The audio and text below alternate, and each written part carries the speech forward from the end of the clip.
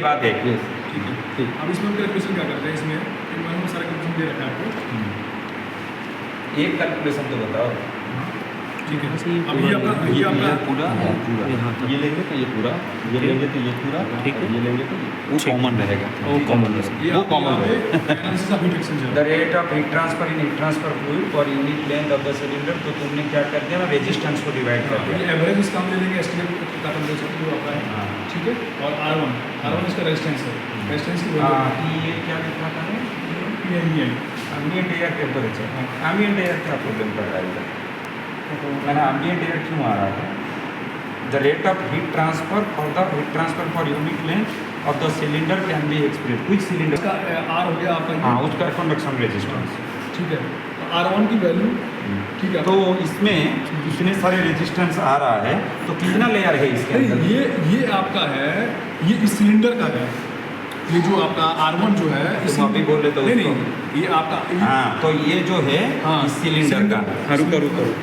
इसमें कितना लेयर आएगा आपका? एक आपका होगा आपका PCM का होगा, ठीक है। एक SS का मैं होगा। करता हूँ।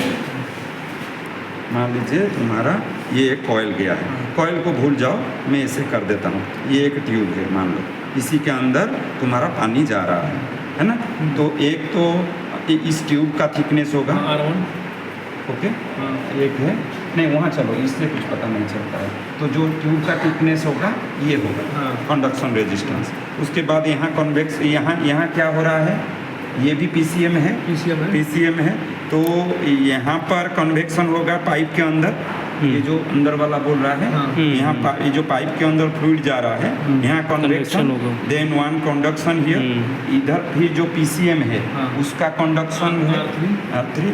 फिर ये जो वाल है हाँ। उसका है R4। और ये दोनों क्या है? वो PUF का होगा, MS का।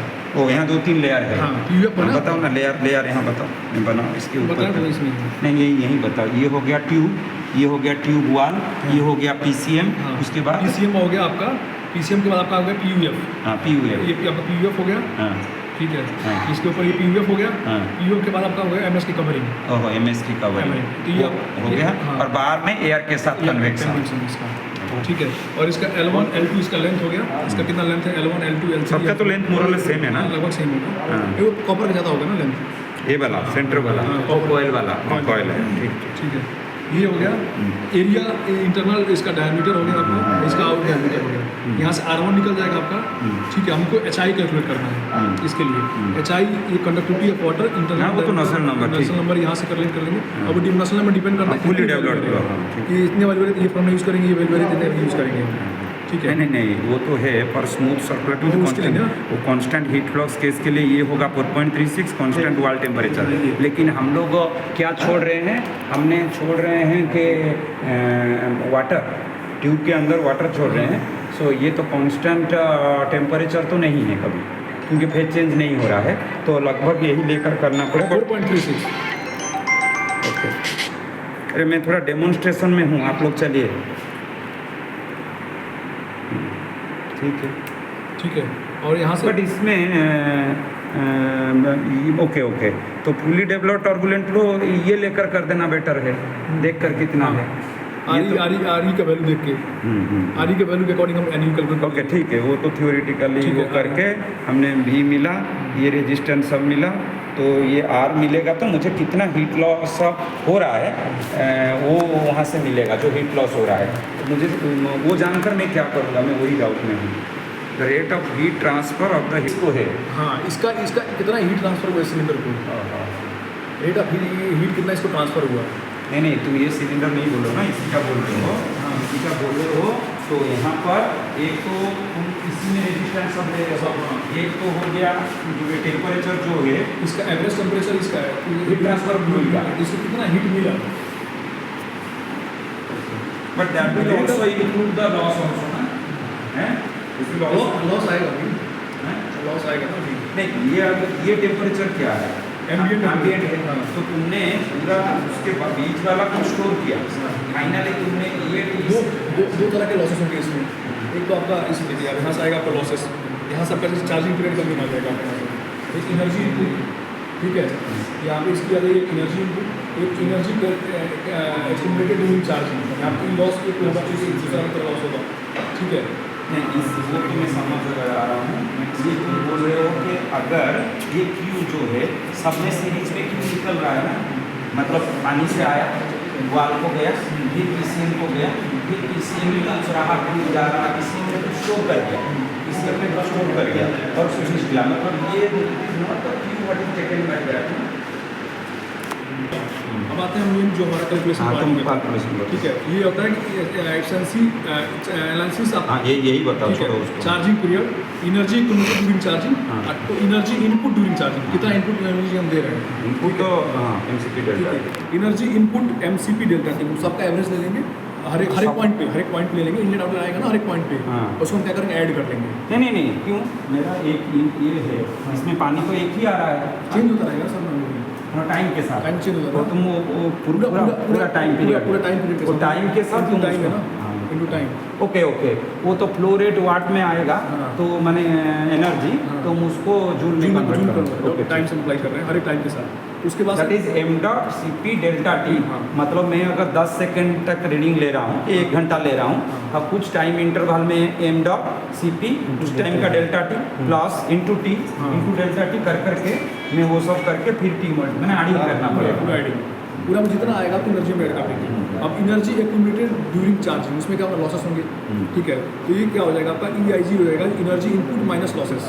ठीक है, अब एफिशिएंसी क्या होगी, EIG डिवाइडेड अपॉन इनपुट, कितना इनपुट हो रहा है। अब यहाँ पे लॉसेस है, लॉसेस आपका क्या होगा, ये देखिए amount of energy loss during charging period through cylinder से कितना लॉस हो रहा है, amount of energy loss without absorption, उस बिना ऑब्जॉर्प्शन क्या होगा, एनर्जी लॉस हो जाएगी। ठीक है, तो एनर्जी जो हम ये निकालेंगे, ये जो है QIG जो यहाँ से निकाला था हमने, इंटू उसका लेंथ L को, पूरा सिलेंडर का लंबाई इंटू T। वही तो बोल रहा था तब से, that is the heat loss, Yes. That can not be heat absorb. Yes. ये क्या लिखा है, amount of energy loss without absorption. Yes. मतलब वो वाला एनर्जी जो पार होकर चला गया वो माने जो पीसीएम हाँ। वो एब्जॉर्ब नहीं किया। हाँ। तो तुम ये जो हीट है ना यहाँ जो दिखा रहे हो, this is actually calculating the loss Yes. Which is going to the air.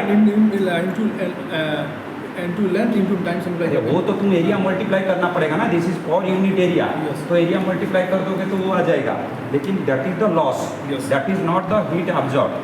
समझ रहे हो, ये हीट लॉस टर्म है ना, amount of energy loss without absorption.